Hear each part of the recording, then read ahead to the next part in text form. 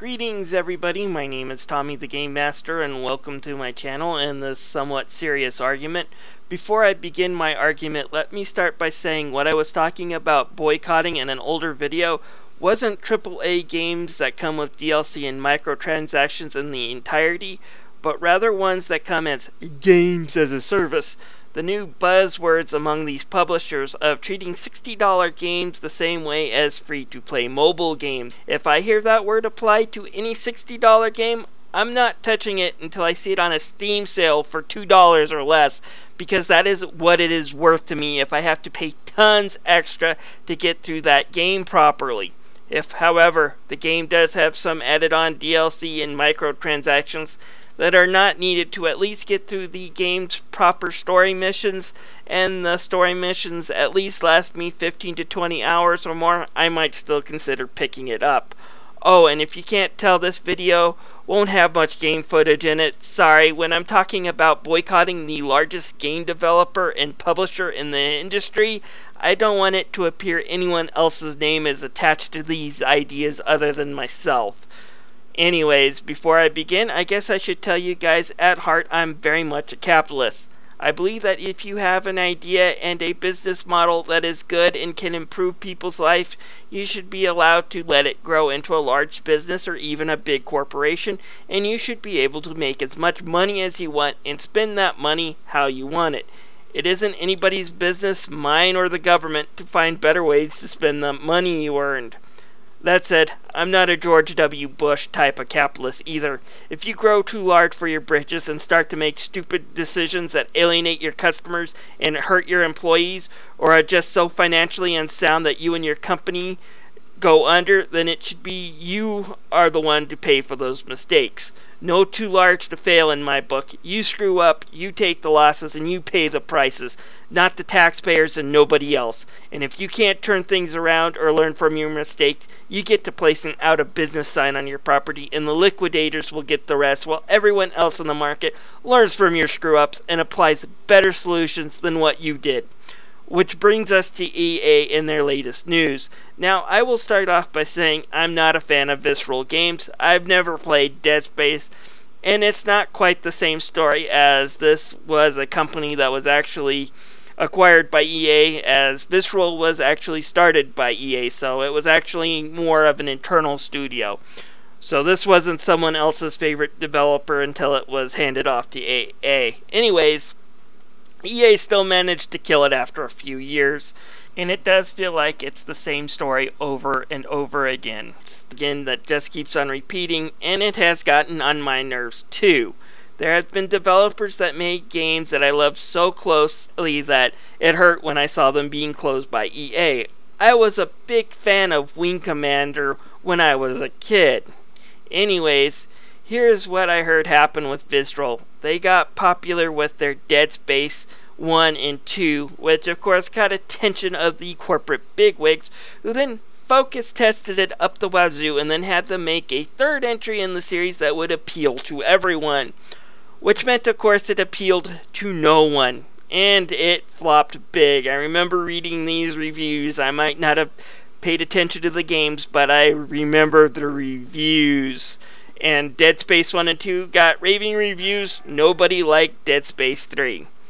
Throw in some smaller Battlefield games and you had a company that had been sucked dried, just ready for the chopping blocks. Anyways, since Disney sold EA the entire rights to make Star Wars games, which I thought was incredibly stupid on Disney's part, they hired somebody from Naughty Dog to go to Visceral to make a single-player Star Wars games. EA, being EA, decided to focus test it, found out it's not something people wanted, at least according to the focus groups, and now are remaking the game to be open world, of course. And when you say open world, EA, I just wondered, do you mean like the Need for Speed Undercover open world? Because I played through that game, and it was the most lifeless open world that I've ever experienced, and more multiplayer opportunities, and other corporate publisher buzzwords saying we want something where we can put in needless microtransactions in DLC to charge you more money. Anyways, while I'm reading these articles and listening to the people complain in the comment section, like, Oh, what to do? Why isn't someone doing anything about EA? My thought is, what are you doing as a consumer about EA? The solution to stop them is actually quite simple, or at least it is on paper, and I'll get to the hard part in a moment. Simply put, the solution to stopping EA is to simply stop supporting them. Stop buying their games, stop buying their DLC, and stop buying microtransactions in their games if you really care about putting a dent in EA. If you're using their Origin software and you are really angered over this, you should be heading over to the uninstall button in the control panel right now, if you already haven't. If you're a YouTuber who is posting a video upset by stuff EA has done, either now or in the past, don't go posting a review on one of their products saying it's good right afterwards. Even if it is a good game, you're saying you're okay with EA's practices and people should give them their money. And for those defenders out there, I would like to point out that EA won Worst Company in America 2 years running. And it was for things like SimCity always requiring online DRM that EA didn't make sure they had the servers required to run said DRM, meaning $60 for a broken game that didn't work for many of the people who purchased it. Or promising a free game to people who pre-ordered Battlefield 3 on the PlayStation 3. EA did a bait and switch, and without advertising it too much, enough to cover their butts, they switched the offer up to Sony owners would be the first ones to give them more money for the DLC. By the way, they did finally give some Sony owners the free game they promised, but only after a massive lawsuit was filed against them. Oh, and then let's see, there was the Dungeon Keeper fiasco. That was a free-to-play game that hid everything under so many paywalls that they were forced in the UK not to call it a free-to-play game. They also made sure people weren't allowed to review or rate that game on the Google Play Store unless they were giving them perfect ratings. And their apologies for these antics and poor quality of the game they were released was so filled with hubris. The only reason why I don't think people didn't start going around kicking EA executives in the balls was because they were all rolling on the floor laughing. It was so arrogant that it's hard to read it and keep a straight face. And that's not counting the studio closures, which are about a mile long. There are so many of these stories that I could go into, but I won't, because if I did, this video would match the length of the 1950s version of Ben-Hur. There's plenty of reason for me not to give them any of my money. As for me personally, the last time I bought a game at a $60 price tag from EA was when Battlefield 3 was released, and that was at least 6 years ago.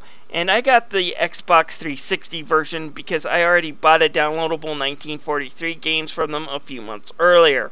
There have been other games I have bought, but I can say this, I didn't spend any more than between $5 to $10 for them, and the last one I do believe was either the Mass Effect Trilogy on the PSN or Alice Madness Return, which would have both been in 2015, so 2 years ago since I purchased anything from that company, and nothing from this generation of consoles. As far as me advertising any other games on my channel, I have only reviewed one so far, I do believe, and that was Monopoly Streets, and reviewed it after they lost the license, though they aren't making any money from my review. Still, I will say it is my favorite video game version of Monopoly. I did have capture footage for Alice Madness Returns, but I think I will put that review on hold indefinitely. Now for the reason why simply not giving EA your money will be a lot harder than most people think. EA is the largest video game publisher on the planet. They own a lot of IP, and a lot of it is quite popular, and some of it's quite good. And in some cases, they pretty much have a monopoly on certain things. Want to play a game with an NFL license on it that wasn't made for the early PS2 years? Then it's gotta be from EA. Star Wars fan, want to play something new, Star Wars related? That's also going to be released by EA. Microtransactions, loot boxes, and all, it's going to be done by EA. And I myself am a huge fan of their Battlefield games. I don't play many online first-person shooters, but Battlefield is a game I do love to get into. Making matters worse, EA does own a lot of smaller developers that are both competent and passionate about what they do, and also make great games on their own that are legitimately fun. Seeing these guys thrown under the bus because of all of this is definitely going to be sad, but if you really do care about having ethics in the game industry, then it is time to stop supporting EA. That includes these smaller studios too, unfortunately. I know it will be sad if a boycott does happen to see these gutted and closed at an even faster rate, but some of these original heads of these studios usually know what they're doing and who they're getting in bed with when they sign the dotted line for EA. So yeah, it sucks to lose these companies like BioWare, but considering the footage of Mass Effect Andromeda, they've already caught the EA dying developer syndrome, so they're only got a few years left anyways. And besides, good ideas and talents don't die with a studio. They find other places to go and thrive. Some will find places where these ideas can actually take hold without being focus tested to death and changed around so a bigger company can cram unnecessary microtransactions into them.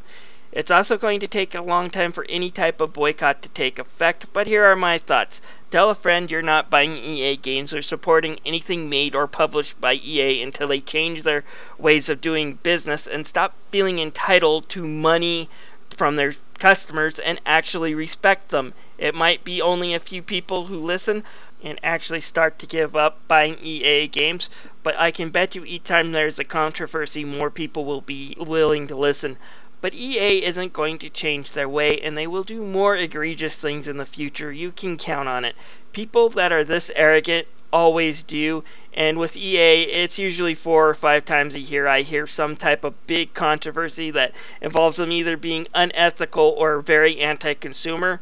And if we as a group of people convince more people stop buying EA products each time it happens, it will grow into a community that is quite large and damaging to them. And at that point, they will have to ask themselves whether they want to change or put an out of order sign on the door. This is Tommy the Game Master, thanking you for listening. Please leave a comment below on your feelings on this. Oh, and one last thing. Activision. I saw that patent for how matchmaking and microtransactions, this is the same thinking that goes into slot machines and casinos nowadays. It's very dangerous and very addicting and very costly. I am someone who has that type of personality, and gambling addiction runs in my family. I have been told by family members that who've had troubles on this that they never want to see me take a trip to Las Vegas. Advice I have taken to heart. Gambling in casinos in most places are either outlawed or very well regulated. Because you are throwing this type of psychological bullcrap into a system that does involve gambling, loot boxes to me are gambling, you're just asking for just some type of government regulation in the game industry, which I think would be extremely toxic and bad for it. So if I see you actually implementing that system, not only will I suggest a boycott of you and your products, I will show videos of me burning and destroying any games and accessories I own from you. Because that crosses the line of bugging me to buy stupid crap in the game I just bought to being straight up evil and taking advantage of people. So just a heads up, you implement that at a risk of a huge backlash coming from me and other people, I can guarantee it.